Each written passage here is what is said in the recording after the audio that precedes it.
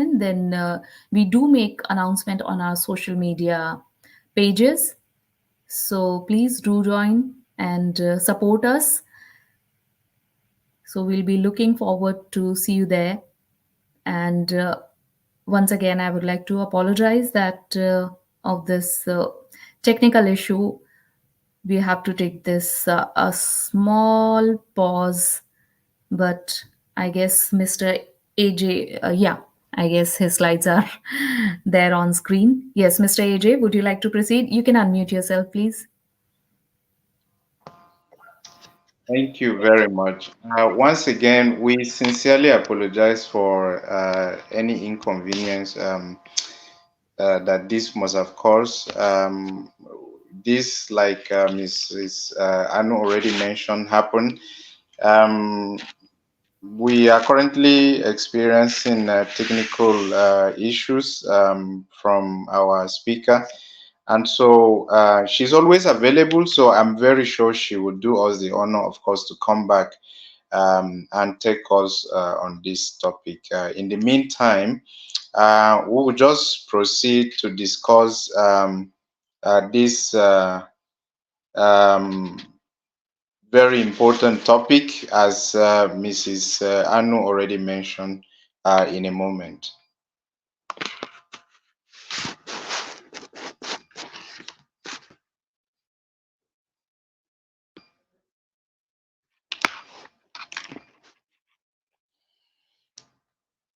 All right. Of course, most of you already know me. I've been here all through since we started. So I don't think we need much of introduction.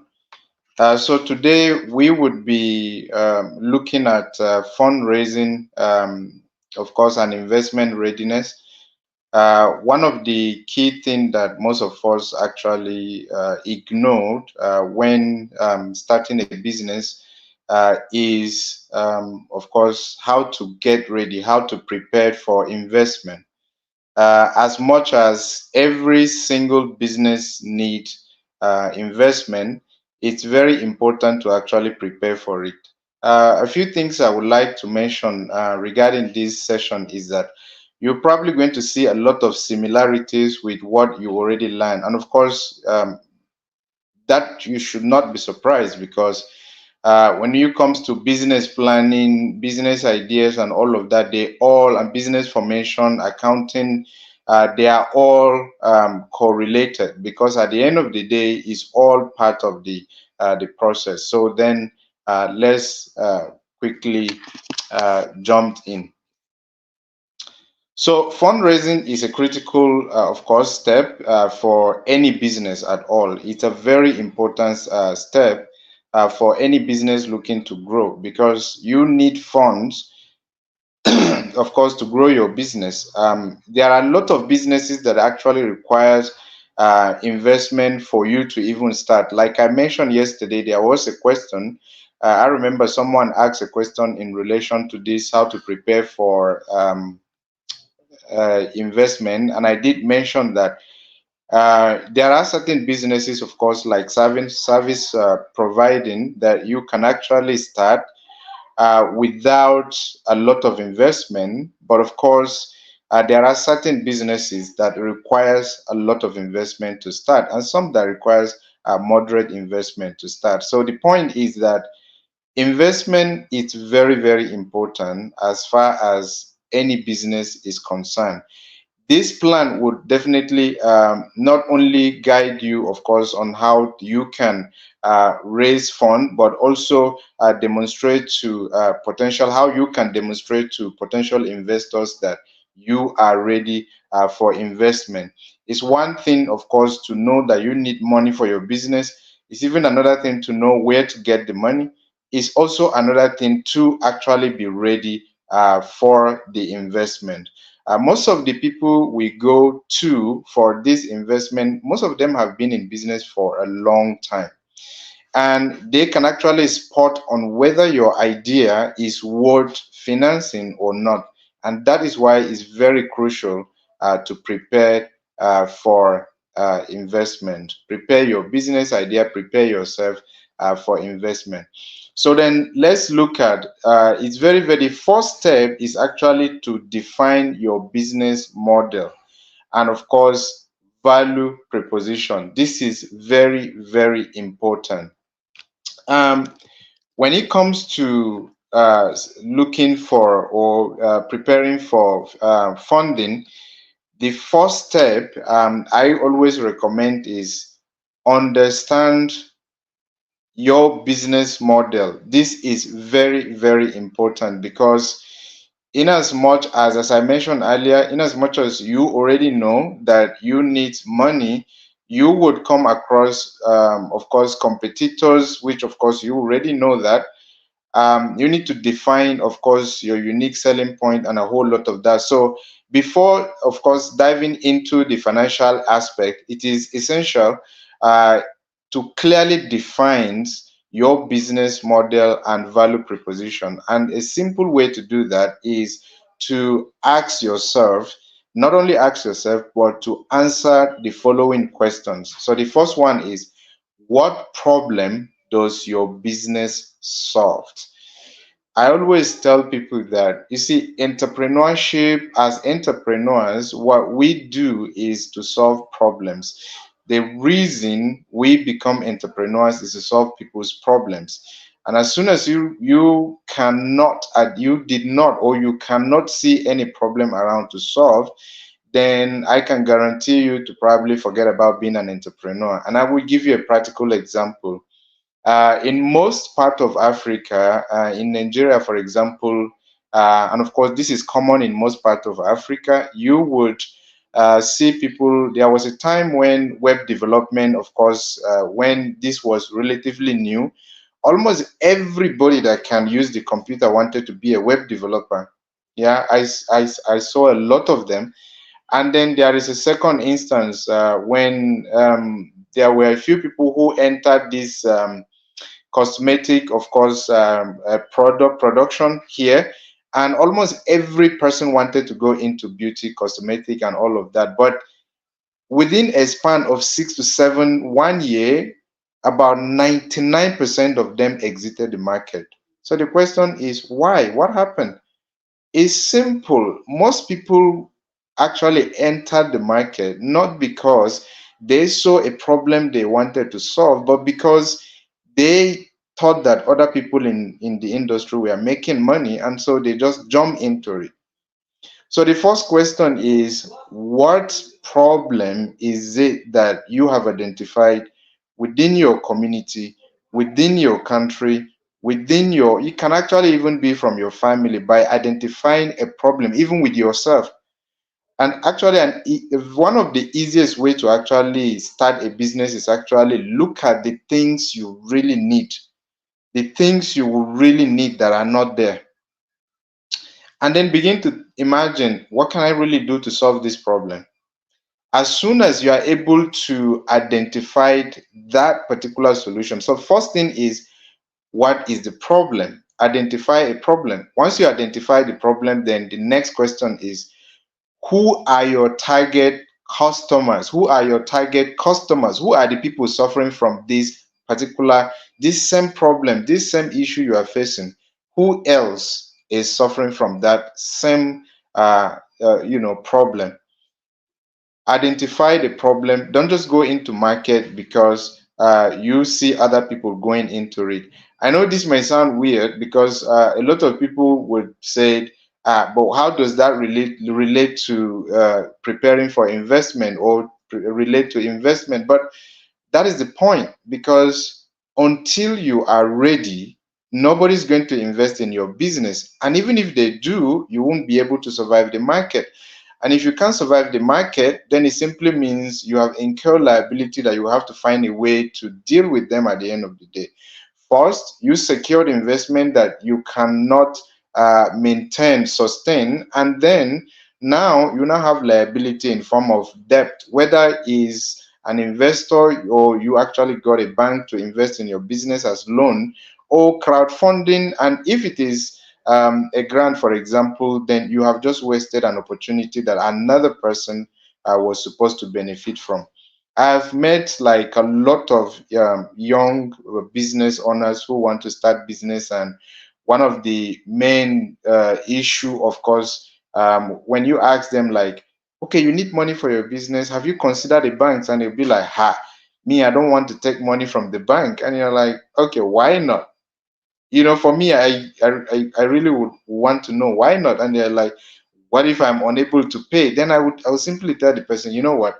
Then you are not ready. You are not sure if your business idea can actually pay for a loan, then don't even take even a grant, because the grant you are going for, you just want to block somebody's chance to be successful in business. That might sound a little bit not really nice, but that is just the truth. It's the way it is.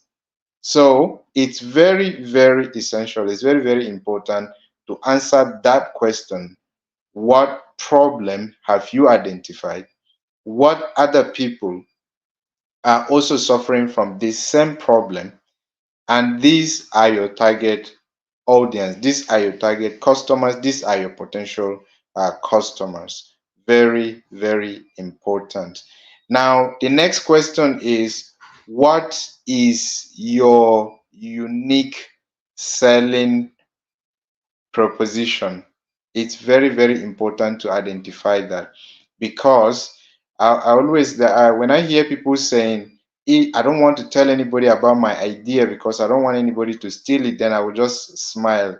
I'm like, you see, the same idea you're currently thinking about, there are almost hundreds of thousands of other people who are still also thinking about that same idea, and you will be shocked, right? So the point is, it's very, very important to be unique. You need to identify a unique selling proposition. What is it about your idea that is unique? What is it about your own idea that is going to solve the problem in a different way?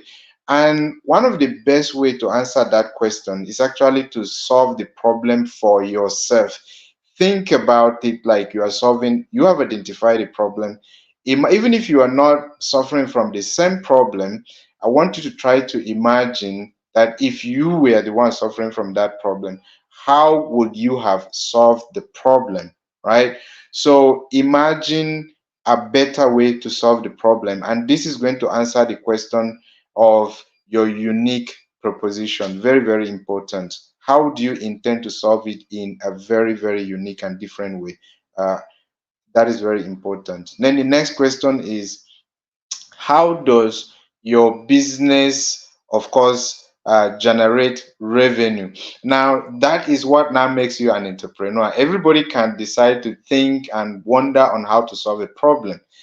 But because an entrepreneur would have to earn revenue in exchange to your, providing solutions to problems, then you would have to now begin to ask yourself, now I've identified a problem in my community. So let's use the case of Africa, where most of us are dealing with food crisis and all of that. Now I decide that I want to become, I've identified that is a problem here. Then the next question is, okay, how do I generate revenue from becoming a farmer? Right? Because I'm going to provide that solution. I would decide to be a farmer, and I want to be a kind of farmer that would probably use machineries, because one of the ways most of us farm here is the traditional way of farming, and as such we are unable to actually produce on a large scale. So then I would probably focus on machineries and be able to probably produce on a large scale. Now the next question would now be, how do I generate revenue? Of course, I'm going to be selling my products, and to who? I will be selling my product, of course, to maybe agro processor companies, because that would be one way, of course, to sell my own kind of product. There is a long way to go through step by step, but the main idea is, the question would be, how do you generate revenue? That is a very, very important question. And so let's relate it to investment. If anybody invests in your business, whether it's crowdfunding, whether it's a bank giving you a loan, whether it's an angel investor, the point is that they expect you to generate revenue, not only revenue, but to make profit. Even if it's crowdfunding, they are giving you that money because they want you to be able to make impact, not only to yourself, but also to the society at large, to be able to employ other people, to be able to provide solution, employ other people, and contribute to the economy. That is very, very important. Nobody gives you, nobody funds your business so that you can just collect the money and go and probably just fail and come back and tell them, oh, the business didn't work out, so no problem. That's not the point. So I just wanted to make sure that I point that out. So it's very important to figure out how you're going to generate revenue from the business. So the next thing is conducting market research. Very, very important. Now that you have answered all the question about, you have identified the problem, you now know how to generate revenue, you have a unique proposition. Now the thing is, conduct thorough, of course, market research to determine the size, of course, potential growth, and of course, competitive landscape of your target market. The step is crucial as it helps you identify your target customers, understanding their needs, and of course, assess demand for your product. Um, you have a product, you have a business idea, you have all this, but the question is there really demand for it? Because you can actually identify that, but this process of market research is what is going to actually helps you to understand whether there is demand for your product, and of course who is in need of your product. The fact that I know that there is need for, of course, agricultural produce here in Africa, in Nigeria, does not necessarily mean that once I just produce, I will know who to sell to immediately. And I'll give you a clear example. We have this shortage, and yet, if you go to the villages, you will see these farmers having most of their product. They don't even know which market to take the product to. The thing is simple. They have not really identified where to take these items to. So then you would also need to answer some of these questions. So market size and growth rate. This is very, very important. You need to conduct during your business planning. That is why I mentioned earlier that you will see this actually relate to business planning, because during that process is when you are supposed to attend to your market research. So understand your market size, right? And of course, your potential growth rate. At what rate do you expect to grow from year one, year two, and all of that? And what is exactly your market size? How many customers? It's very, very important to work with numbers, by the way, very important. How many customers, your the location, the segment, uh, which country, which state, which region are you targeting, which county are you selling to? Are you selling to Africa at large? Are you exporting to other countries? Are you selling to only Nigeria, only Kenya, Ghana, South Africa? Are you selling to only Zimbabwe? Are you selling to only within your community? Are you selling even to direct users, or you are even selling to or business owners, as I've mentioned? Is it B2B or direct to customers, as I've mentioned? You need to, during your market research, answer this question. And of course, I've already mentioned this when I say who you are selling to, target customers, demographic, of course, preference, who and where you are selling to is very, very important to answer that question. Now, competitive, you need to check your competitors' analysis. You are not the only person, like I've said, that has been thinking about this idea, and you are definitely not the first person that will enter the market. There are definitely a lot of other people who are in the market. So during your business planning, I would have expected that you have analyzed this and understand this. In the course of this training, you would understand why this is very important when it comes to preparing for investment. So just be patient as we go along. So it's very, very important to analyze and understand uh, your competitor. Very, very important. And the next thing is, of course, the industry needs, of course, and challenges. During your business planning, again, you need to understand what are the challenges, of course, that you should expect, and how do you intend to deal with them. That is very important. Understand the trends. What are people, of course, I always tell people that people don't buy because your product is just unique.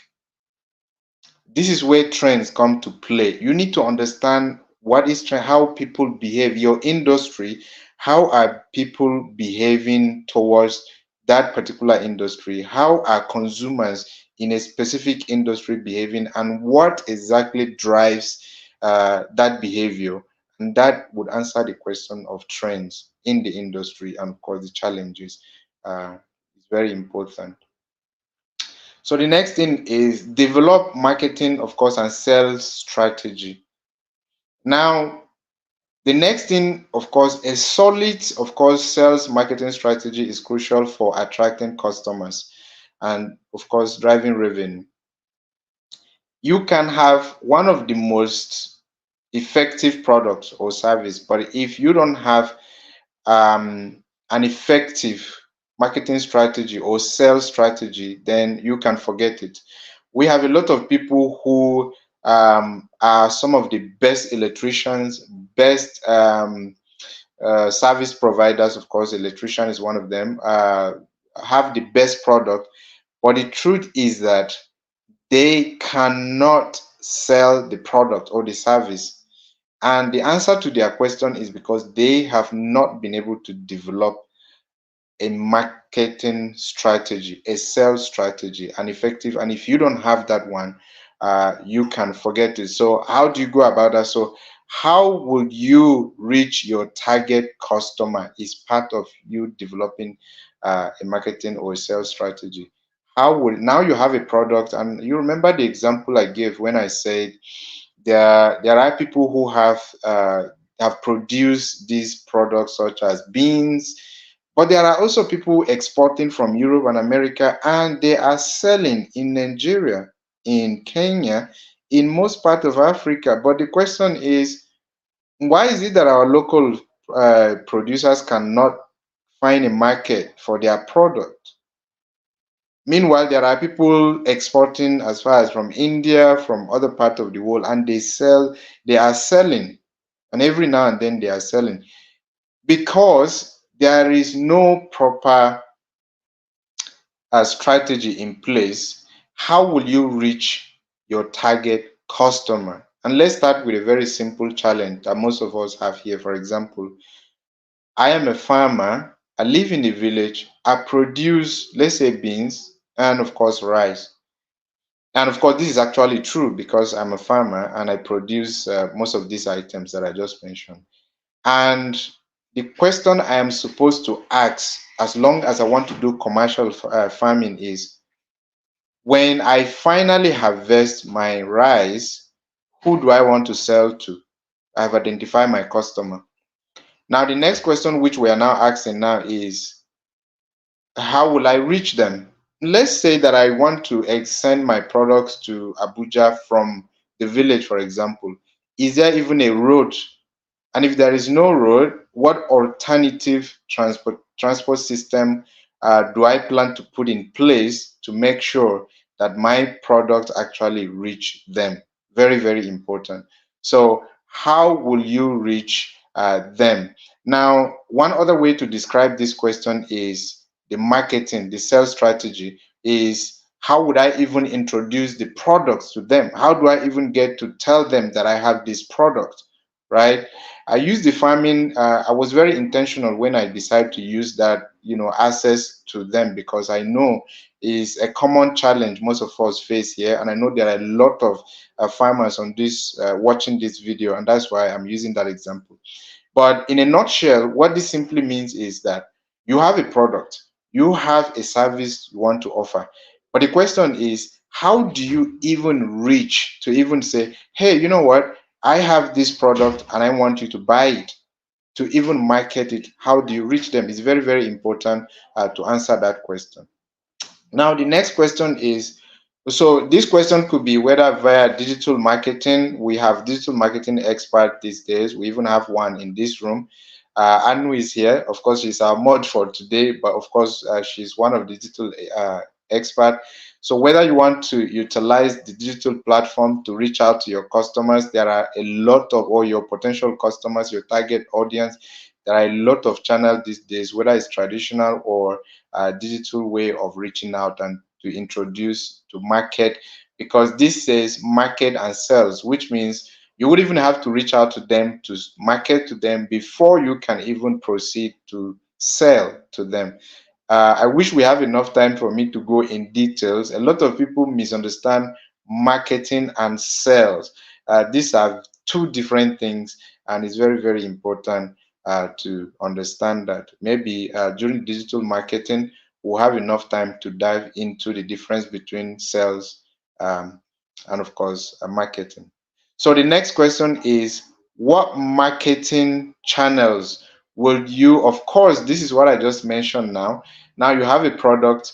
Now you have to identify how to get through them. Now, to answer that question is, what channels are you going to use for your marketing? Very important. Whether it's a traditional way of marketing, like visiting offices and say, hey, my name is AJ and I work with Nomfro Technologies as a sales rep or as a marketing rep, and I'm here to introduce this and that and that.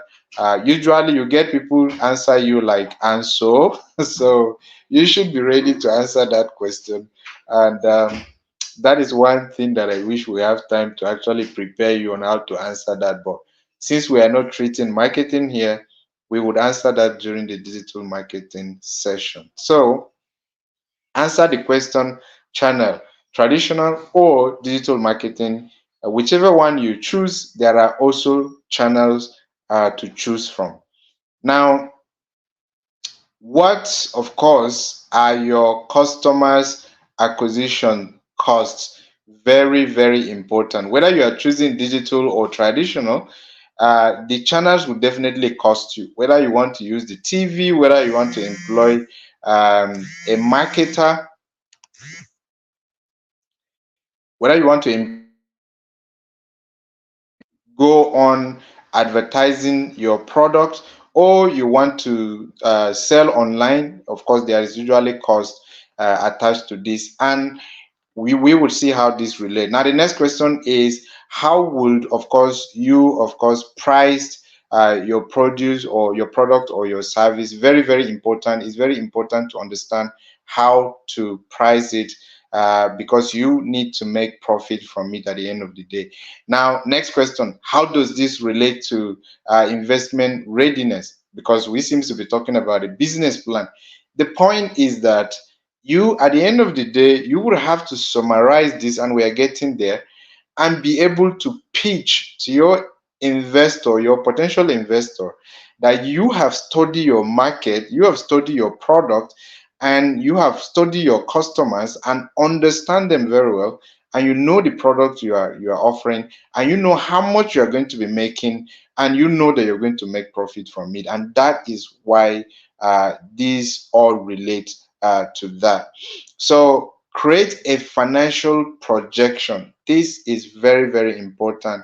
And because of time, I may not be able to go into details, but we have already done a business plan. And I know the speaker already discussed this, how it's important to create projection, whether 1, 2, 3, up to 3 years or more, at least based on your assumptions. How much do you think you would earn from this business? It's important to create projection because it's from the projection you are able to, of course, assume and actually speak to your potential investor with confidence.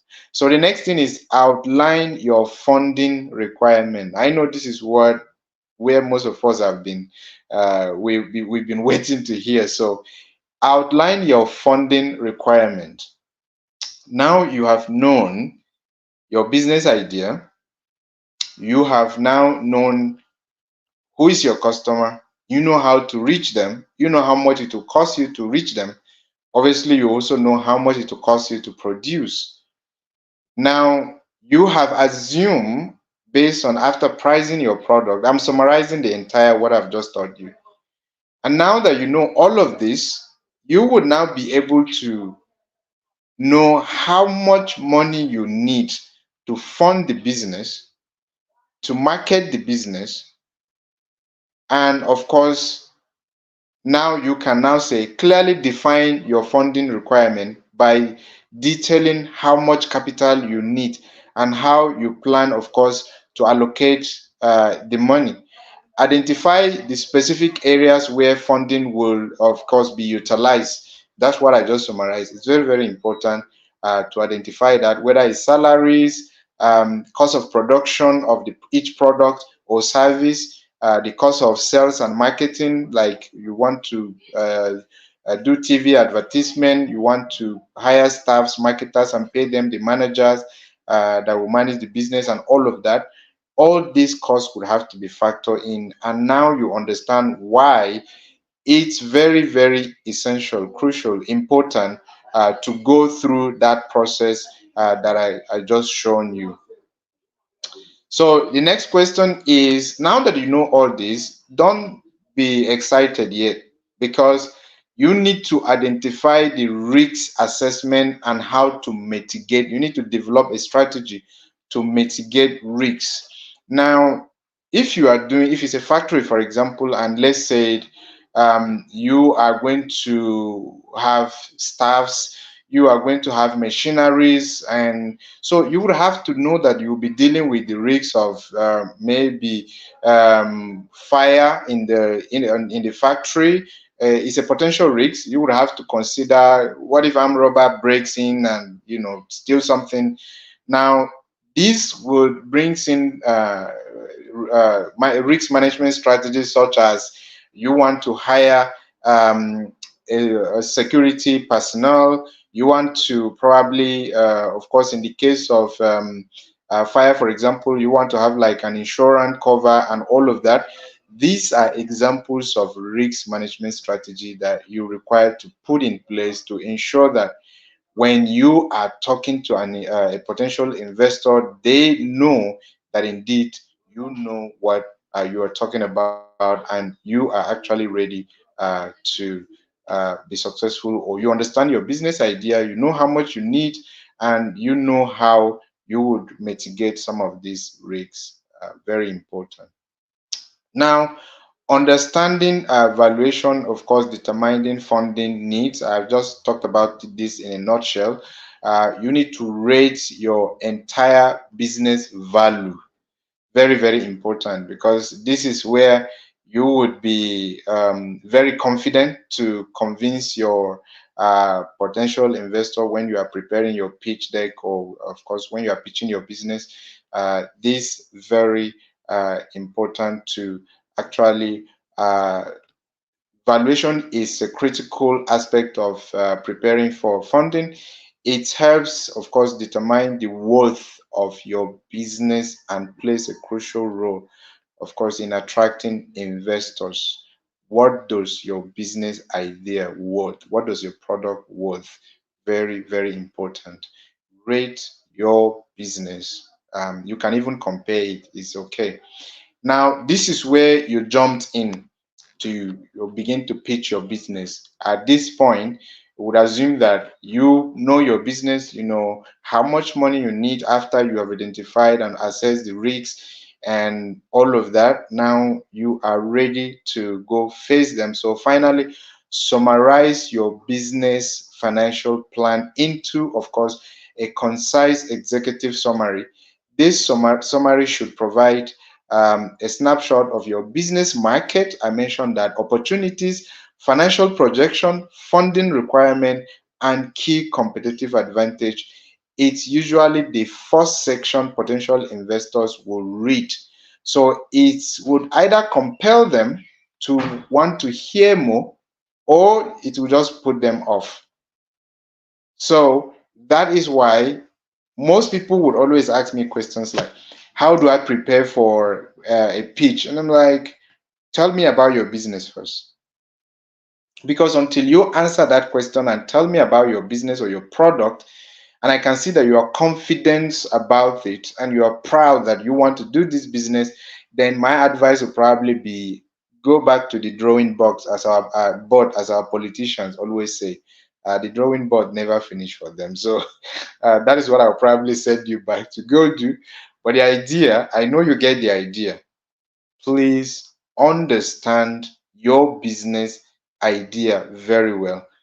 If you want to start a business and you can't see any problem that you want to solve, then you have not actually gone close to becoming an entrepreneur. Go back, look at yourself, ask yourself, what is it that I would like to see in this world happening that is not happening? What is it that I would like to see in my community happening that is not happening? And in Africa, by the way, I would like to mention this. In Africa is one of the continents that people love to leave the rural areas to urban areas in search of greener pasture. Not only that, we also want to rush out of our countries to other countries in search of greener pasture. It's not a bad thing. We know that it's not everybody that can survive it. But if you choose to be an entrepreneur, then your journey is a very difficult and, of course, a rewarding journey. So the thing is, what is it in your community you hate so much? Once you find that, the next question is, how do I fix it? Because for you to even identify it is because whoever created you has already actually put in you to identify that it was a problem. And the funny thing is that not many people actually saw it the way you see it. So then the easiest way to make money is to find a way to fix that problem, and you start making money. At the end of the day, I always say, solve people's problem, you feel so happy about it, and then you are making money. That is more than being an imam or a pastor or even any clergy of any religion, if you ask me. So on that note, I would probably be rounding up because I can see that we don't have much time. So I'll Yes. be leaving you a question. What is the purpose of conducting a market research in the business and financial planning process? You can drop a comment, just send in a comment with your response if you have the answer. If you don't, then you can use the social media or the NTEP Connect community, and I will be happy to answer you this question uh, much later. So, Mrs. Anu, over to you. Yes. Thank you. Thank you very much, Mr. AJ, for this insightful and very detailed session. And I'm hopeful, I'm 100% sure, like people must be having so many, ideas, and they must be questioning all the things that you have taught in. So this will make their business model so much stronger. And I would like to go through with the questions. Those are being now asked with all the participants. So one by one, we are going to take the questions so that other people can also be beneficial because some questions are very important to answer. And thank you very much for this time. So soon we are going to take all the questions, but the major things that you have discussed. And I have also made my notes throughout this session because it was so much refreshing and helpful to know. So we now we got our first question through Clinton asking. Please, what are the key legal and financial consideration that entrepreneurs should be aware of when raising funds? Yes, Mr. AJ, would you like to answer this? Yeah, that's a good question, Mr. Clinton. Um, Legal and financial considerations. I think this depends on your jurisdiction, number one, which means your country, the applicable regulations, and then this also the next thing is it depends on what kind of investment you are looking for. For example, if you are doing crowdfunding, for example, you may not have to worry about any legal obligations apart from making sure that your business is registered with the appropriate authorities. Uh, but if you are going to get like a bank loan, for example, then definitely for most of them, some might require to make sure that you actually have a tax identification number. Some of them may requires that you actually have been paying, filing your tax. Like I said, this depends on which country. But for angel investors and all of that, well, some of them may want to actually look at your financial statement, your progress so far, because it's not just about pitching your business. Once you pitch and people are interested, investors may want to actually, they would definitely want to look at your journey so far, especially if you have been in a business for some times. But if you are just starting out, then maybe you just want to get your business registered. For some, actually, the entire legal setup might actually not be a problem. So again, this depends on what type of investment, and the requirement actually varies. They are not the same. Mr. Clinton, I hope uh, I was able to answer your question. Thank you very much, Mr. AJ, and thank you very much, Mr. Clinton, for this question. Now, Dr. Gabriel has asked, between product and services, which business is profitable? I think any business is profitable, and I'll give you an example. The late Muammar Gaddafi, for example, sold one kind of a service that most of us until this day are still wondering how was he making money from that. But of course, when you pay close attention, then you will know that you can sell anything. You will never believe what he was selling. He was putting up a public toilet in different countries across Africa. And you just need to go and look at how much money the country was generating from that business model, and you will realize that you can sell anything. You don't have to choose uh, whether a product or service. That is one way to answer your question. The second way to answer your question is that you see, when you want to offer a service or produce a product, it's important to actually produce it because there is someone that needs it.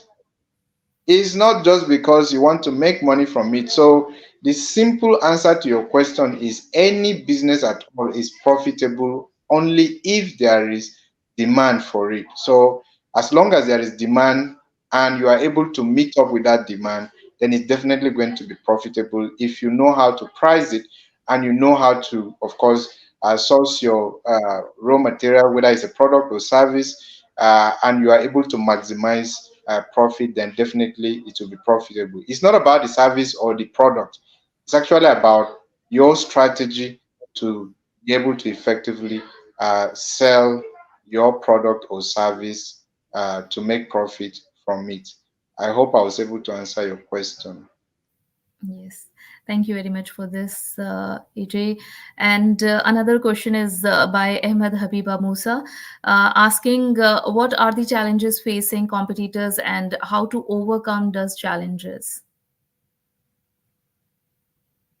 Okay, the first question would actually be what competitors are you referring to? Because what kind of business are you doing? Um, let's use the case of Nomfro Technologies, for example. When we started, we identified that one of the major challenge that our competitors face here in terms of hosting services, for example, was poor infrastructures that they were using. And so, how to deal with that, we decided that we are not going to jump into high cost of incurring our own infrastructure. So, what do? we decide to take advantage of utilizing existing servers, data centers, to install our own servers within their own infrastructure. So, and in that case, we would only choose from those that we know provide some of the best services.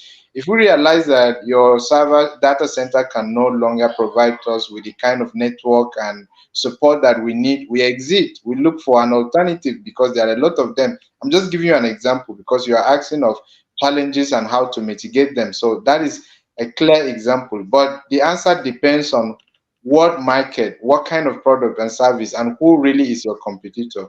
And then you now begin to look at why are people complaining about them? What things are they doing that people are complaining? And then you now look at how to address those challenges when offering your own product or service. I hope I was able to answer your question. Thank you very much for this. And we are left with probably only 4 minutes, so we would like to take, I guess, one or two question more. And Omar Lola is asking, how do you know the right investment for your business as a startup? I think the easiest way to know the right investment for your startup is to simply follow up with the training that I've just, the presentation. Basically, it's all about, for example, for let's say I'm a farmer, for example, I want to first know whether the kind of investment I need is crowdfunding or grant or bank loan. I think that's the question you are asking. So based on everything I have learned and I have determined my requirement for investment, the next question is how much money do I really need? And if I want to do crowdfunding, would I be able to gather this amount of money? If so, then yeah, that is a good way to go. Okay, the next question is no, I can't. It's not possible to raise that amount. So then, where else can I get money? Okay, let's try the banks.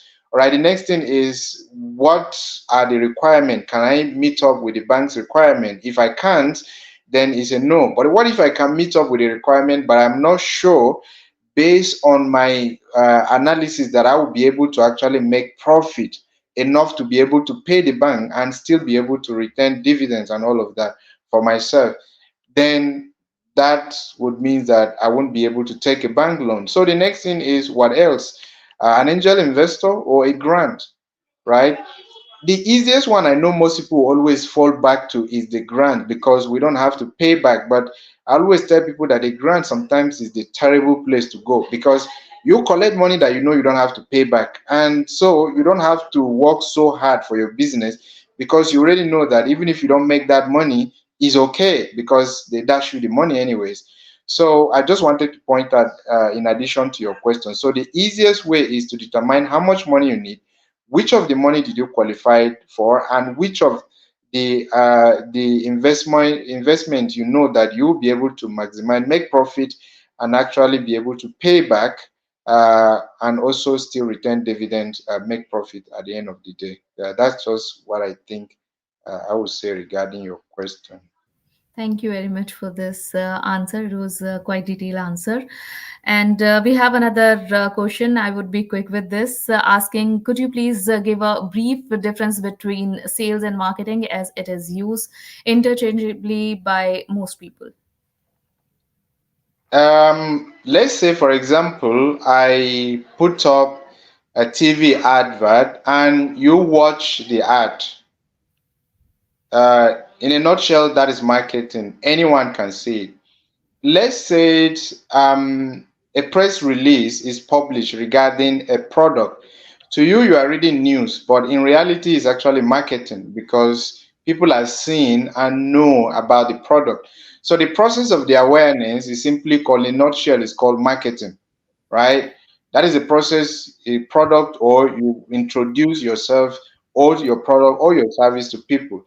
The sales process is when you actually are able to persuade a potential customer to actually buy your product. It's called sales. That is actually the selling process of a product. And I'm sure we'll be able to go step by step in details in the course of digital marketing. Right. Thank you very much. I guess nearly we are close to the session. So, would you allow me to close it now? I guess you have answered pretty much every question there, and we would take them ahead as well whenever we get chance. And on the screen, as all the participants can see, there's one question put up by Mr. AJ. So, we'll be looking at the comments for this answer, and further he'll be answering this soon. Once again, thank you very much, Mr. AJ, for conducting another session and for this detailed, elaborated all the information related to the business and very basic question you have raised, and they all have. I'm 100% sure that make our participants thinking about their business, and they'll be having a successful idea of their business, and they'll be successful in future. I'm 100% sure. So thank you very much for taking out your time and being so grateful once again. And I would like to thank all the participants for taking out your time and efforts and staying till the end. I hope this another session would be very benefited and very profitable in your business as well. So thank you very much from my side. Thank you and have a good day ahead. Thank you.